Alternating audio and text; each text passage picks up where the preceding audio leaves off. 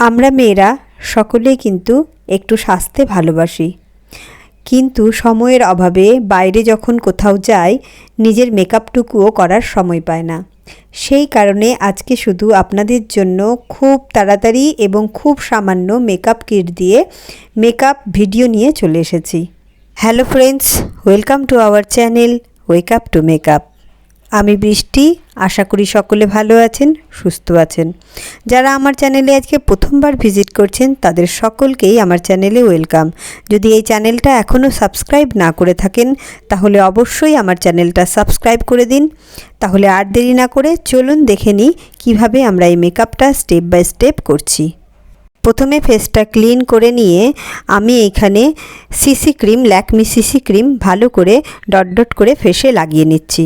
আপনারা চাইলে এরকম হাত দিয়ে এটা ব্লেন্ড করে নিতে পারেন অথবা ব্লেন্ডার দিয়েও ভালো করে ব্লেন্ড করে নিতে পারেন।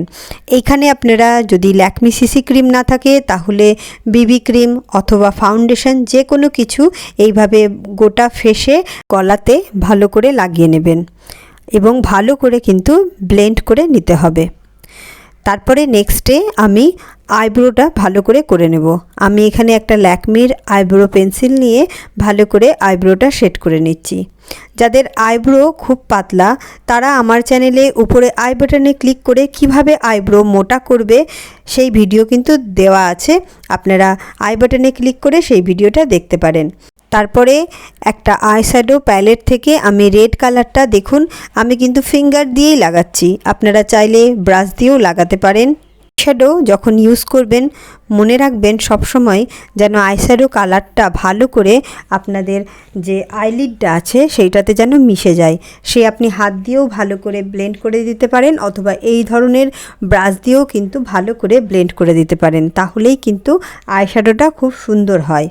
তারপরে আমি পাশের যে আইটা আছে তাতেও ভালো করে আইশ্যাডোটা লাগিয়ে নিয়ে ভালো করে আমি মিশিয়ে নেব। এইভাবে দেখুন আমি ফিঙ্গার টিপস দিয়ে লাগিয়ে নিচ্ছি। আপনারা চাইলে ব্রাশ নিতে পারেন অথবা ব্লেন্ডার নিতে পারেন, যে কোনো কিছু দিয়ে ভালো করে কিন্তু এইভাবে মিশিয়ে নেবেন। আর আমি এখানে রেড কালার ইউজ করেছি, আপনারা ড্রেসের সাথে ম্যাচ করে যে কোনো কালার ইউজ করতে পারেন। তারপরে দেখুন আমি এখানে ল্যাকমির একটা লিকুইড লাইনার নিয়ে ভালো করে চোখের মধ্যে লাগিয়ে নিচ্ছি।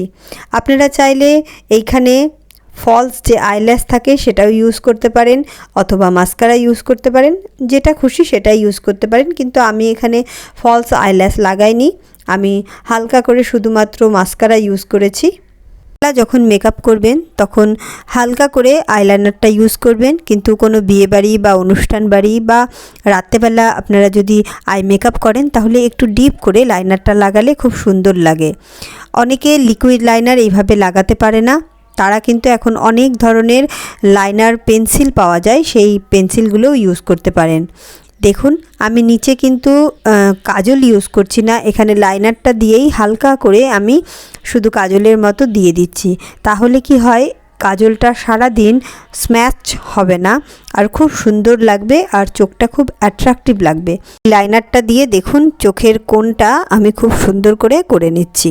তারপরে হালকা করে একটা লিপস্টিক আমি ইউজ করেছি।